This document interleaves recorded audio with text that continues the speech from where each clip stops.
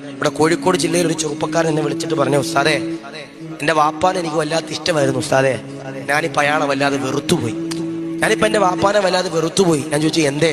ഉസ്താദേ കല്യാണം കഴിഞ്ഞിട്ട് 1 വർഷം പോലും ആയില്ല, എന്റെ ഭാര്യയെ എന്റെ വാപ്പ എന്റെ വീട്ടിൽ നിന്ന് ഇറക്കി വിട്ടു. ഞാൻ ഒറ്റ കാര്യം അവനോട് പറഞ്ഞോളൂ, നിനക്ക് നട്ടലില്ലാത്തോണ്ടാന്ന് പറഞ്ഞു. അവൻ എന്നോട് പറയും, ഉസ്താദേ എന്റെ വാപ്പ എന്റെ ഭാര്യ എന്റെ വീട്ടിൽ നിന്ന് ഇറക്കി വിട്ടു ഉസ്താദേ. ഞാൻ ചോദിച്ചു എന്തിനാ? കറിക്ക് ഉപ്പില്ലെന്ന് പറഞ്ഞ പേരിൽ, ഉണ്ടാക്കിയ ഭക്ഷണം കൊള്ളത്തില്ലെന്ന് പറഞ്ഞതിന്റെ പേരിൽ എന്റെ ഭാര്യ കോഴിക്കോട് ജില്ലയില് ഒരു സ്വന്തം വാപ്പ മോന്റെ ഭാര്യ ഇറക്കി വിട്ടു.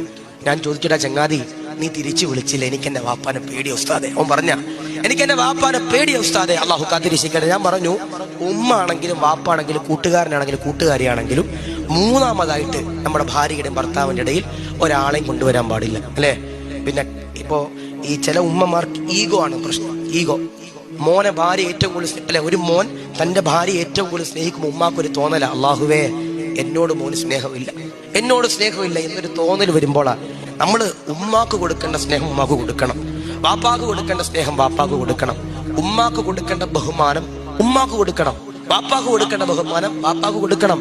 നമ്മുടെ ഭാര്യയ്ക്ക് കൊടുക്കേണ്ട സ്നേഹവും ബഹുമാനവും ആദരവും അവർക്ക് നമ്മൾ കൊടുക്കണം.